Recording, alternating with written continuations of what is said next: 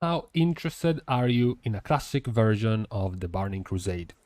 This is what Blizzard started with in their latest questionnaire, gauging our interest regarding the continuation of the classic project from vanilla to TBC. Now, we have gotten already a couple of these questionnaires in the past that have turned out to be some sort of self-fulfilling prophecies, because just a little over a year ago, this was in June of 2019, we had a questionnaire out of nowhere asking about the level squish. Now, we knew nothing about a level squish. It wasn't leaked, it wasn't rumored, and yet there was just a questionnaire talking as if it was a done thing, a done deal, just asking us how we felt about it. And then a few months later it was announced. At the end of BFA, we would have gotten the stat squish from 120 to 50 and then going up to 60 in Shadowlands. A few months later, in March, so a few months ago, in March 2020, there was another questionnaire regarding Classic. There was a questionnaire asking about the interest and the possibility of a Burning Crusade Classic. Of course, Classic was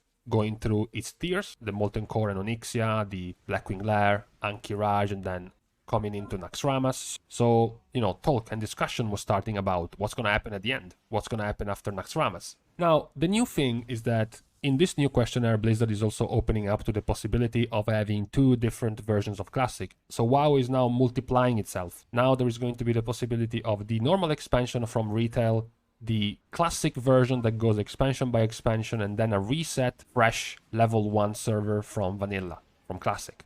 But let's go back to the original question, guys. How interested and how likely are you to play a Classic version of the Burning Crusade? So I played vanilla. I played since vanilla this game. Here is my Centurion title from my Legacy achievement earned at level 60.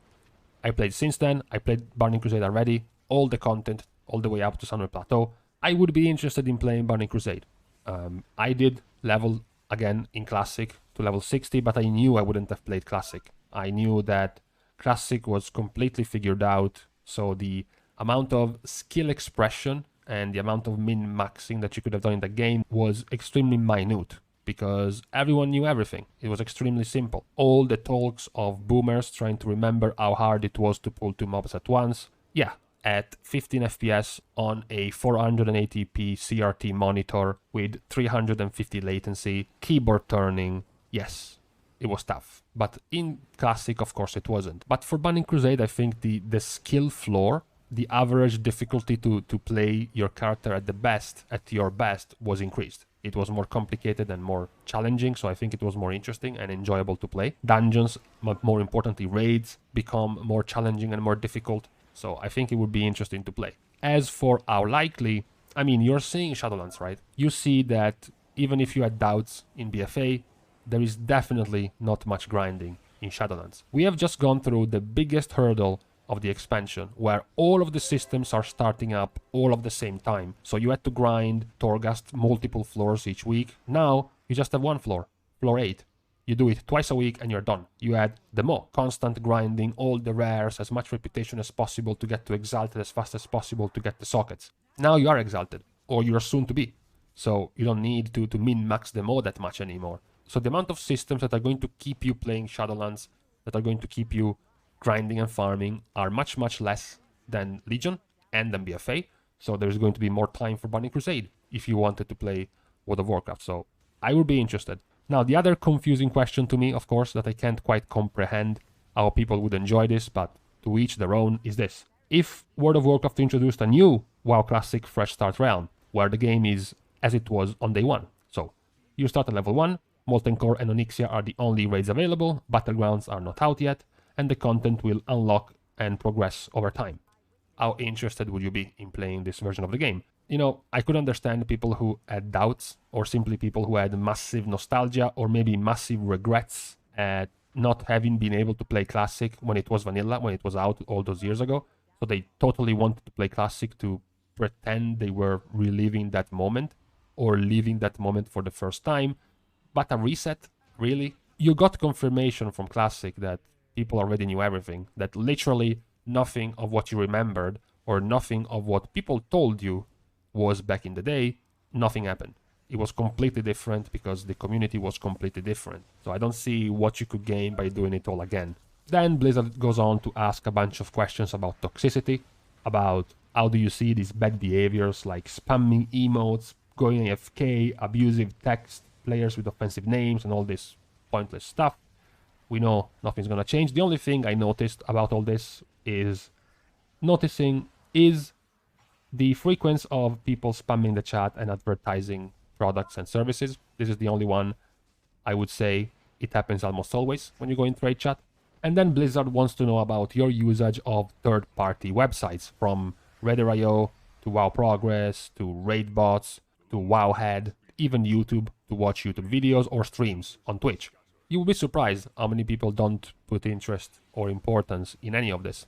For example, how frequently do you utilize the following information or features from a third-party independent community site or application?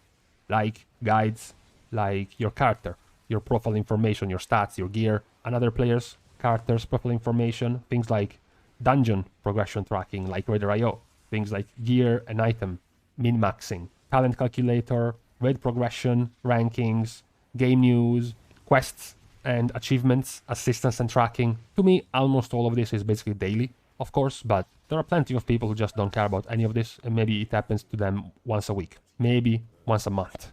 So I think it's actually pretty important for Blizzard to be aware of this. I think they are already at how many people actually keep up to par with this sort of systems. I can guarantee you that if it was any higher, they would have come up with a system by themselves. If they thought they needed a Wowhead-like system in the game because they saw how many people were using that system, that service, they would have done it. And similar other services for your character min-maxing. The fact that they're not in the game is because the vast majority of the player base doesn't min-max to that extent. So I thought that was an interesting survey that Blizzard is taking regarding the future of Classic. I am all for a rerun of Burning Crusade, even Wrath of the Lich King, actually. Not really interested in a rerun of Classic, though, of Vanilla. Now, questionnaire aside, we are staying in the out of the game part of Blizzard for today. For one video, we are staying a little bit outside of WoW, and we are looking at Blizzard because Blizzard has reached an all-time high of $90.37 per share. Since the 27 years they have been publicly traded, this is their all-time high. Now, Blizzard, or rather Activision, since this new record also counts some very good results that Activision has had in the past few months with things like the release of Call of Duty, the newest Call of Duty, which has gotten over $3 billion in revenue, as well as King, the company they purchased, they acquired 5 years ago, the creator and developer of Candy Crush. Candy Crush being in the top 10 of highest grossing games, highest revenue games in the mobile gaming scene. So between these three things combined and the pandemic, which has driven the gaming revenue by up to almost 40% in many of its titles, it made sure that Blizzard has gotten this very prestigious reward of drowning in even more money than before. What I wanted to talk about, though, is not this, is not the financial take of the news, it's not the numbers, it's the actual announcement they have made talking about WoW specifically. Because, of course, a couple of weeks ago, they have announced that Shadowlands was the fastest selling PC game of all time. Yes, this is something that all companies do. They count all of the pre-orders as being day one purchases. So it's not just Blizzard doing this, everyone does this. So Mist of Pandaria was at 2.7, Legion was at 3.3, similar with BFA, and then now we have Shadowlands at 3.7. It beat also Diablo 3, which got at 3.5 million. Now, this is actually a loophole because Diablo also sold 1.2 million copies for all the people who bought WoW in the same time period. So technically the pre-orders and day one purchases of Diablo 3 were 4.7, so that's not going to be beaten, but that's just a technicality. What is important is the press release they made, because in the press release they talked about WoW and they mentioned this.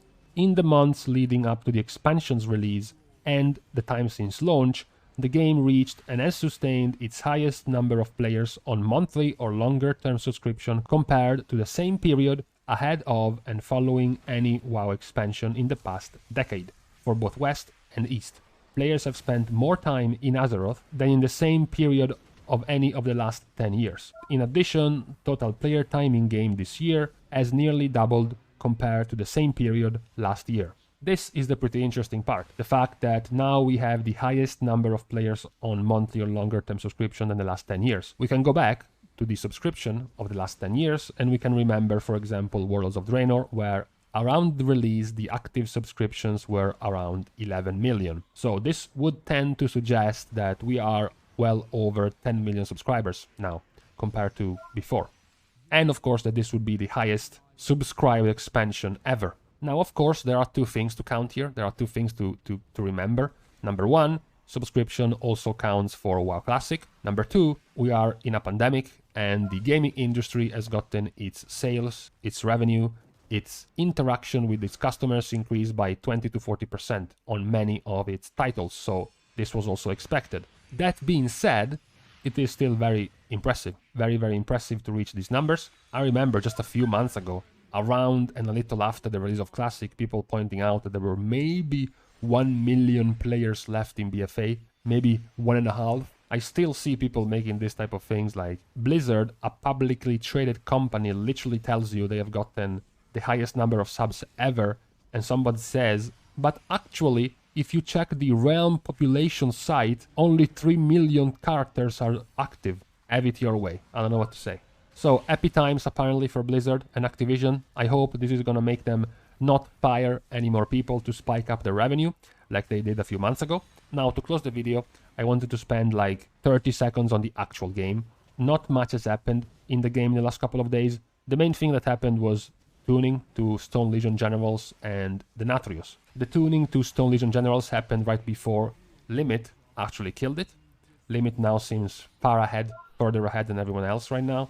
For the world first on the Natrius, the Volatile Stone Shell, the shield of the Stone Legion commandos that needed to be broken, was buffed a lot to 272,000 damage, and then it was nerfed yesterday to 246,000. After that, the Natrius was buffed. A bunch of his abilities were buffed between 10 and 15% more damage, but then again, we don't see and we don't know yet what the secret phase is going to be, so we don't know how important any of these changes are because we miss a part of the encounter. We will have to see as Limit keeps progressing. Now, this was all.